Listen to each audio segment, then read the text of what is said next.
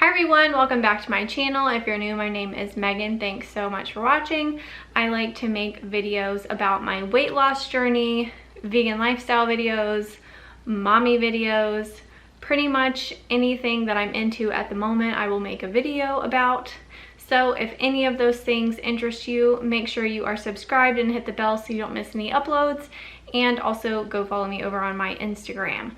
So today's video is my first ever what I eat in a day, and this is what I eat specifically during the work week, and that is because I'm a super busy full-time working mama.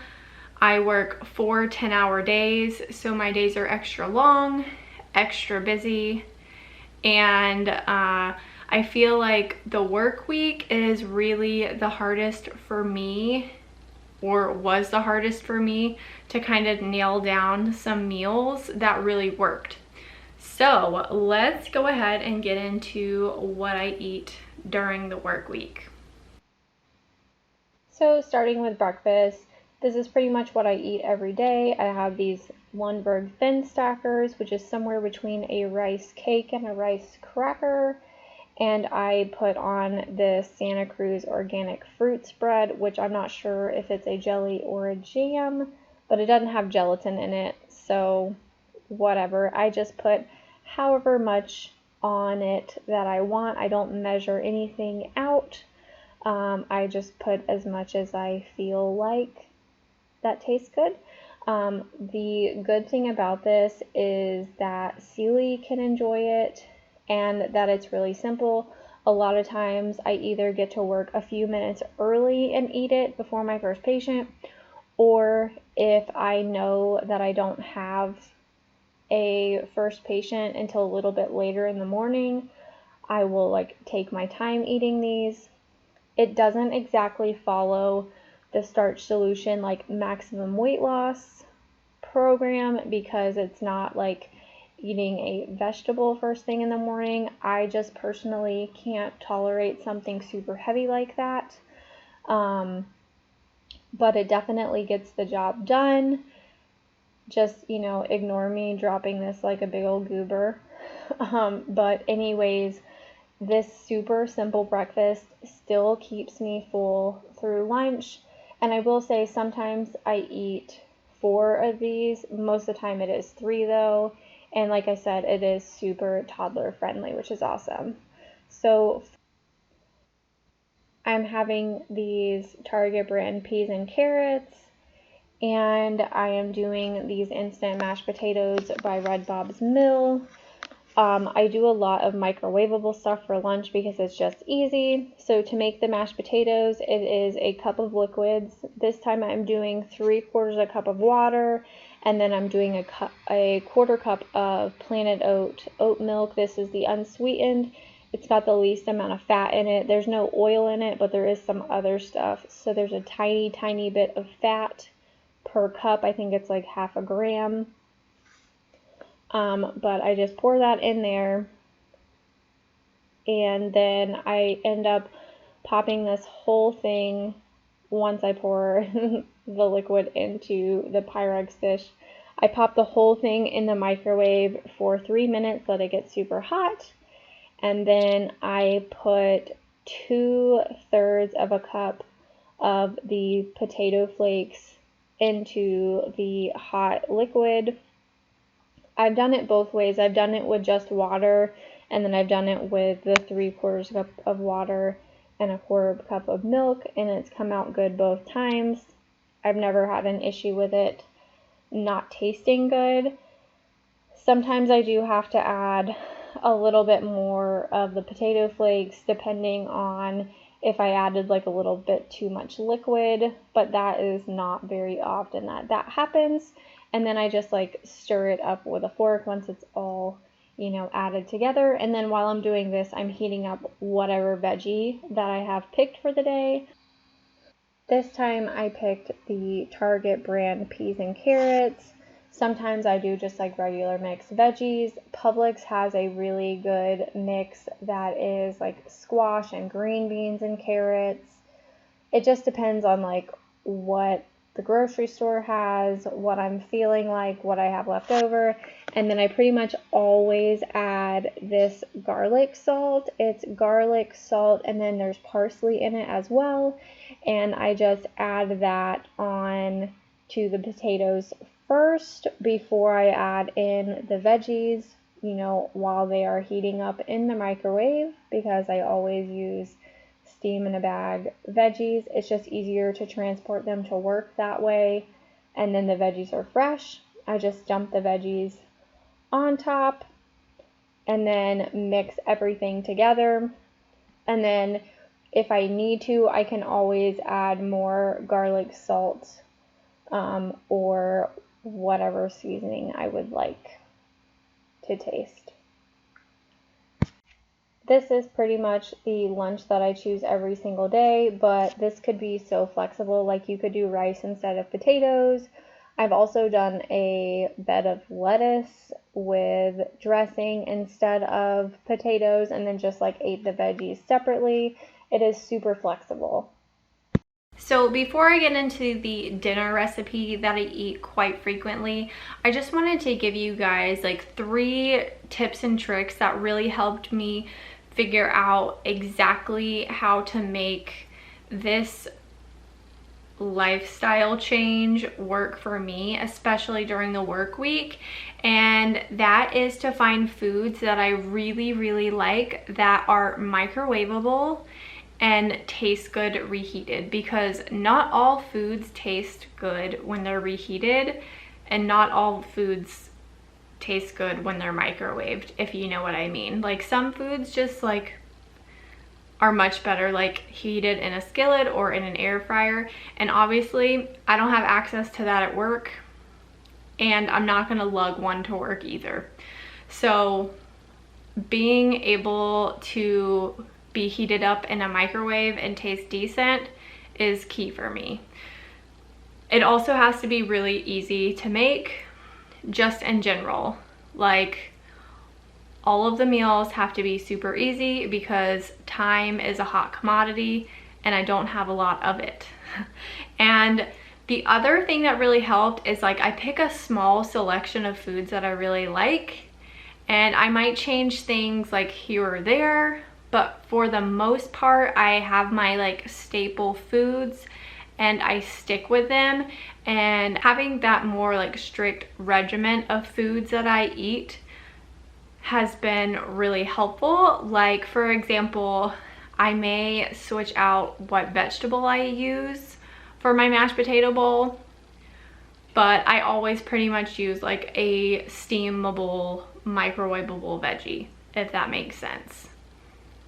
So hopefully those tips help you guys during your busy work weeks. If you have any specific tips or tricks, make sure you leave those down in the comments below so you can help some of your other friends in this great community that we're trying to build here, all on our little weight loss journeys of our own.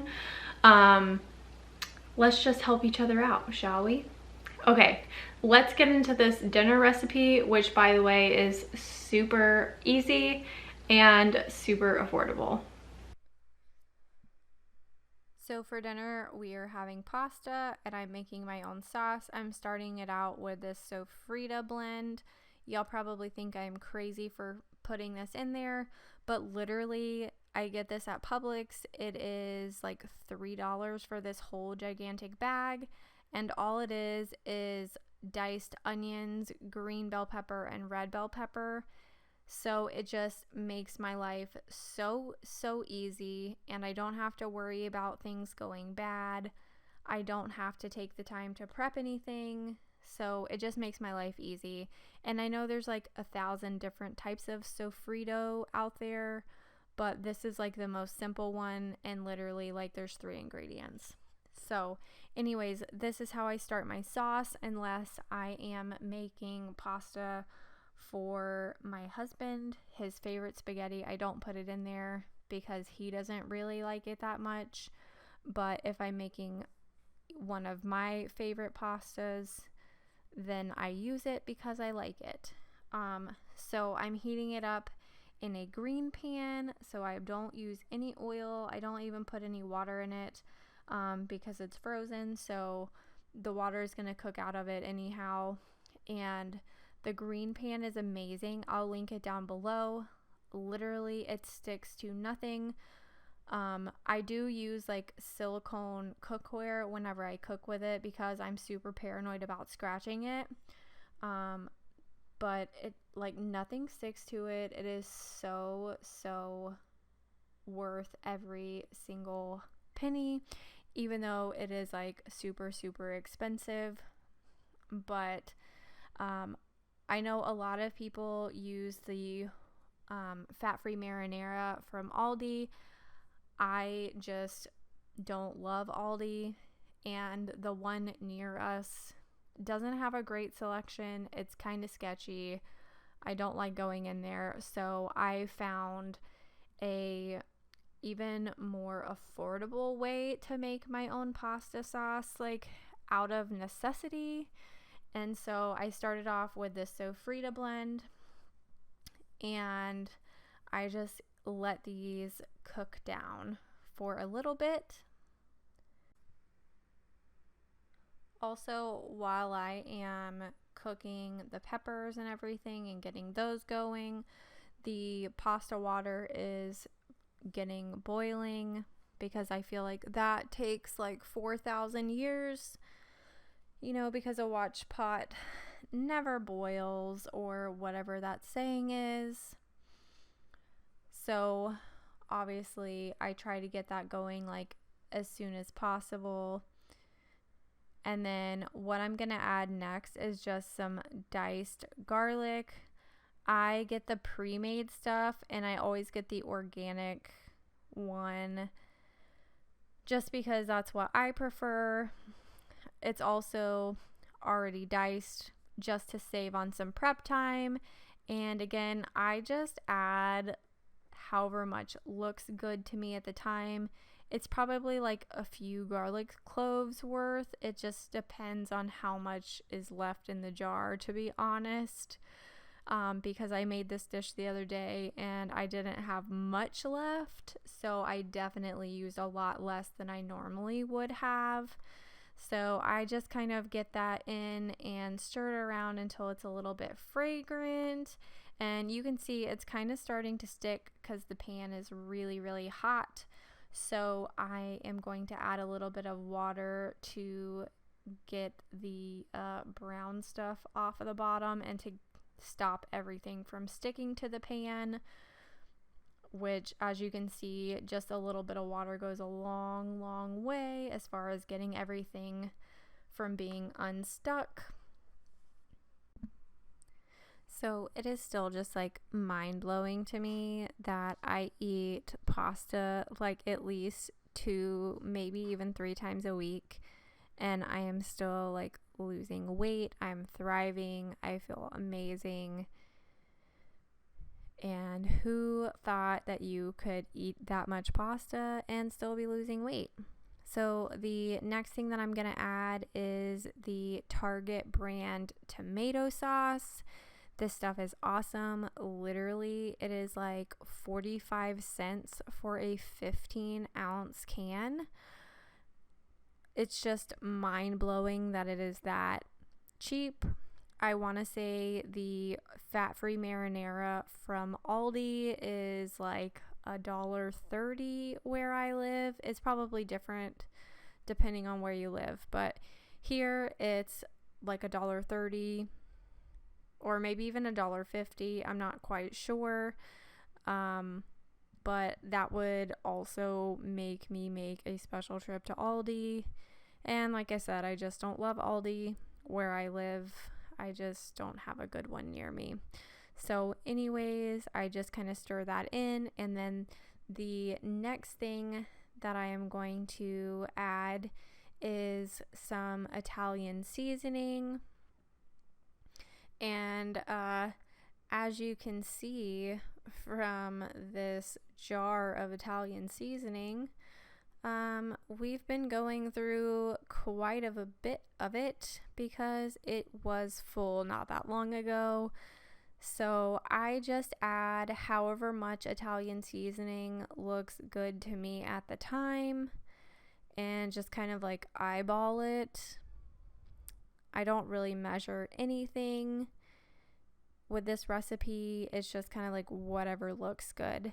And then I just kind of stir it around and make sure that everything is well incorporated. And then I'm just going to set this kind of like to a lower heat setting on the stove and let it simmer a little bit while the pasta is either still like trying to get boiling or is cooking at the same time, because I try my best to get both of these things going at the same time. And obviously I do stir this every so often just to make sure that nothing is getting stuck to the bottom of the pan. But I will say that this recipe is so customizable. I have seen people like blend up like roasted broccoli or carrots or lentils and like blend it and add it to pasta sauce. Like, you could do so much with this recipe, and it is so inexpensive that like I think everybody should be making their own pasta sauce, to be honest, because it is so easy.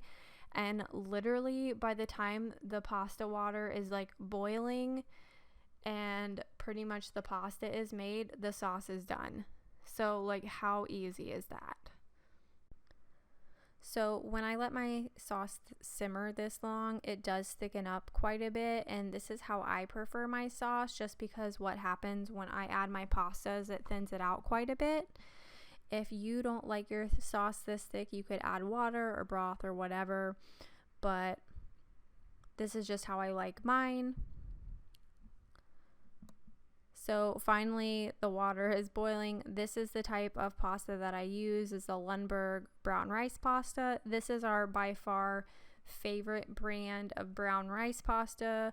We love their rotini, their penne, and then also their spaghetti is awesome.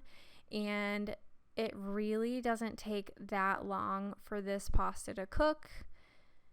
And it is also a gluten-free pasta that my husband will actually eat and not complain about, which is a hard thing to find. This pasta only takes 7 minutes to boil, which is incredible.